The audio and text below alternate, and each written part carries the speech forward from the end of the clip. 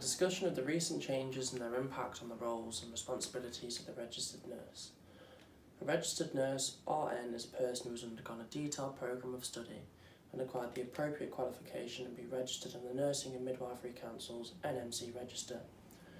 The role of the RN has changed considerably over the years, however care remains the key factor. Nurses must have a caring attitude and responsibility. The RN role has greatly expanded from being the doctor's assistant on the ward and providing basic care to becoming advanced practitioners diagnosing, prescribing, treating and educating patients. Previously, nurses were obedient and provided care suggested by the ward sister. Today, nurses can be autonomous practitioners, work with research-based evidence and have become a respected profession. They have become specialised rather than provide general care. Due to the increase in patient turnover, increased in population and a reduced amount of time spent in hospital, nurses have had to change in as much that they've had to be more educated on complex diseases and treatments, rather than simply spending weeks with the same patients. Nurses are now involved in preventative care such as health promotion and education. Nurses are now able to be independent practitioners through extra training and education. Nurses can offer very specialised care. For example, the A&E. Nurse practitioners are able to assess individual patients, conduct investigations, analyse the results and make a diagnosis. From this, they can plan a care package which includes treating and prescribing medication. A specialist nurse in dermatology can assess, diagnose, treat and even perform minor surgery. Other specialist roles include managing drug and alcohol centres, where the specialist nurse will assess, plan and deliver treatment without any doctor involvement. This is a huge leap forward in nursing from the days where they were told what to do by the doctor or ward sister and deliver non-evidence-based care. In fact, senior and specialist nurses are involved in medical training for future doctors. The role has changed in as much there are now 4 different categories of nursing. These are adults, children, learning disabilities and mental health. These categories have provided a huge sphere within the nursing practice. Each speciality opens up a vast area of practice. In adult nursing, the nurse can work in hospitals, in the community, in care homes and GP practices. Within adult nursing, there are further specialities such as acute medicine, surgery, endocrine, elderly and haematology, to name but a few. Children's nursing is also able to be in hospital or community based and again have similar specialities as adult nursing. Learning disabilities offers roles in the community such as residential homes and work closely with social services. Mental health nurses can work within a hospital setting, visit clients at home, work in a community facilities such as alcohol and drug units and adolescent centres and prisons. It is very clear that also nursing is still seen as a vocation. It is very much a professional role requiring many skills, qualities and dedication. This shows the 6 C's that are required to be an effective nurse. Care, that you want to do everything you can to help your patients. Compassion, you have to be empathetic. Competence, you have to be confident in your skills and knowledge and to care and to know when to stand back. Communication, you have to have excellent communication and interpersonal skills and where needed, using a translator. Courage, willing to stand up for your patients and report malpractice. Commitment, have to give up everything and are willing to work in difficult and challenging situations. A discussion of the role of the Nursing and Midwifery Council in relation to nursing practice. The NMC is a regulatory body which maintains a register of all qualified nurses and midwives. It sets a standard for training, education, practice and its guidelines are embedded in law. The Health Act 1999 provides the framework for the NMC. The NMC is there to provide a safety net for nurses and the general public in ensuring everyone is on the register, is fit to be on it and conduct their job safely. The process of applying to be on the NMC's register is the university will upload course and personal details to the NMC database. The individual is to send declaration of good health and character, then create an online account and pay. The NMC Code 2015 outlines the standards that must be adhered to in order to practice as an RN. It has 4 main themes: prioritising people, Treat as individuals, putting patients first and prioritising their needs, ensuring equality and diversity is respected, respect patients' wishes, and treat with kindness and respect. Be empowering and compassionate and provide holistic care, physical, social, psychological and spiritual. Maintain privacy and confidentiality. Practicing effectively. Provide care in line with current research, providing excellent verbal and non-verbal communication skills. Provide alternatives where required, a translator, a hearing lead, writing paper, etc. Work with others to provide accurate information and collaborative care. Help to train staff. Be a reflective practitioner to develop yourself and others. Ensure accurate record keeping. Ensure you are accountable for your actions and choices when delegating work to others. Have indemnity for your nursing practice. Preserving safety. Only work within your own competency and be willing to say no when you are not comfortable when delivering a task. Be honest about care provided, even when a mistake has been made, to ensure that it can be rectified. That is duty of candour. Offer help in any emergency setting, only within your own competency though. Act quickly if your patient's safety is at risk. Ensure that medication is only supplied and administered within your competence. You must maintain a safe work environment. Promoting professionalism and trust. Maintain professionalism at all times, including when not at work, which includes not accepting gifts or loans from patients. Fulfill registration. Nurses have to re-register every 3 years and demonstrate appropriate training and development to demonstrate safe practice. Revalidation requirements for the NMC. 450 practice hours or 900 hours if renewing 2 registrations, for example, as both a nurse and a midwife. 35 hours of CPD including 20 hours of participatory learning, 5 pieces of practice-related feedback, 5 written reflective accounts, reflective discussion, health and character declaration, professional indemnity arrangement, usually from a union like the RCN, and then confirmation. Nurses must ensure they uphold the NMC's code to ensure that standards are maintained. They remain professional, work within their competency, laws, policies must be an advocate for their patients. An analysis of the implications of the code on nursing practice and the role of the registered nurse. The implications are many. The code is there to protect both nurse and patient. If a nurse does not act in accordance with the code, they can be investigated by the NMC and, if necessary, removed from the register. This will not be able to practice as a registered nurse. The code should encourage all nurses to reflect on their practice, taking action where required. For example, if a drug is given in error, the nurse has a duty of care to report such, so that assessment and treatment can be commenced as required.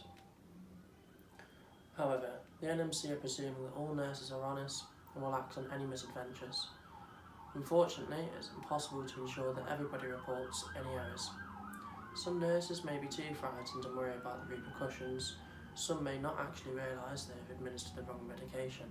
There is a lot of trust from the NMC. Fortunately, there may always be criminals within any profession. In 1991, Beverly Allett attempted to kill 13 children, 4 of which died. This crime went unrecognised. It was only after the 4th death that medical staff became suspicious and the police were called in. Another example is when poor practice becomes common practice and is acceptable by the majority. Mid Staffordshire NHS Trust are a prime example. Campbell in 2013 states that over a 50-month period, between 400 and 1,200 patients died as a result of poor care. The Francis report in 2013 identified that, amongst others, the NMC failed. It has since updated its code to include duty of candour, revalidation and education. It is up to the individual to be accountable for their actions and report failings where necessary. For example, poor staffing levels, lack of training and poor practice. This is where courage is particularly pertinent, as it takes a strong will to stand up and report malpractice or stand up for your client's rights. Clinical governance is a programme to sustain and improve care through education, personal professional development, PPD. Clinical audit, measure the quality of services against a standard, changing where required. Staff and management, highly skilled and trained staff, teamwork and reflective practice. Research and development, National Institute for Health and Clinical Excellence, provide national quality standards and guidance and evidence-based practice, openness, patient and cared input and feedback, risk management, what can go wrong, learning from errors, and the systems to reduce the risk. This process should enable staff to complete an accident or near miss form, which will be investigated by the Care Quality Commission, the CQC, and changes implemented if required. However, again, this will only be effective if staff are honest or if they are aware of the poor practice. Near miss forms are now common practice and help hospitals and other care centres change protocols and practice to prevent such events from reoccurring. An explanation for the need for effective communication in a multidisciplinary healthcare setting. Effective communication is essential for consent, informed consent or written consent, providing accurate information on care and treatment to ensure best outcome for patient, relatives involved and informed. Collaborative working, MDT, working to prevent mistakes and provide seamless care, reduce repetition, time and costs. Safe practice, clear verbal and written instructions, communication prevents errors, equality. Diversity and rights, treat all individually, respectful of beliefs, culture and language barriers, accountability, ensure that the nurse communicates clearly to prevent mistakes. An evaluation of the effectiveness of the multidisciplinary approach in a healthcare setting. Multidisciplinary approach, MDT, is essential to provide the optimum care, prevent repetition, reduce waiting times and costs. Effective MDT working helps to bring together differing disciplines to ensure a holistic care package is provided. It is essential that the MDT work together with each member offering up their specialism to enhance care. Smooth MDT work enhances the care experience and ensures that all areas of care are catered to in a cohesive way. Communicating together helps prevent repetition of treatment. It reduces the amount of time a patient will have to wait, thus reducing costs. An effective MDT approach will ensure that the patient has a supportive and well-planned care package, providing optimum care and treatment. Unfortunately, there are many people, personalities and differing opinions within the MDT. It is vital that each member is allowed the time to speak, contribute and not be spoken over. Some people are much stronger at getting their over and do not listen to others or belittle their involvement. Thinking that they are less important, successful MDT working is dependent on finances. If the budget is lacking, a cohesive MDT provision may not be available and they can be a timely exercise. This will lead to a breakdown in a cohesive package and can lead to inadequate care, provision or miscommunication of essential information. For example, a patient may be discharged but the district nurse has not been informed, or as in recent case of Star Hobson, a 16-month-old child killed by a mother and partner.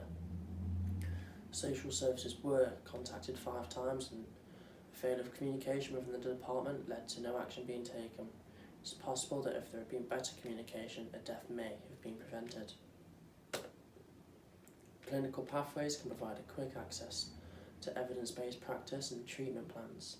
They can help guide the MDT and ensure consistency. They provide a flowchart to direct what care is to be delivered by whom and when.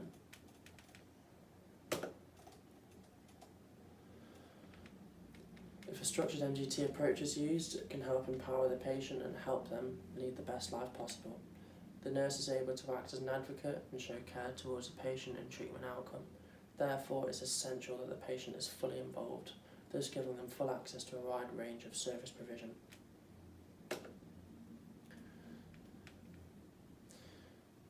The diagram demonstrates that the patient should be at the centre of the MDT practice to ensure that the care package is individual and patient-centred. Economic change. After the recession of 2008, David Cameron brought in the austerity measures and public spending was cut.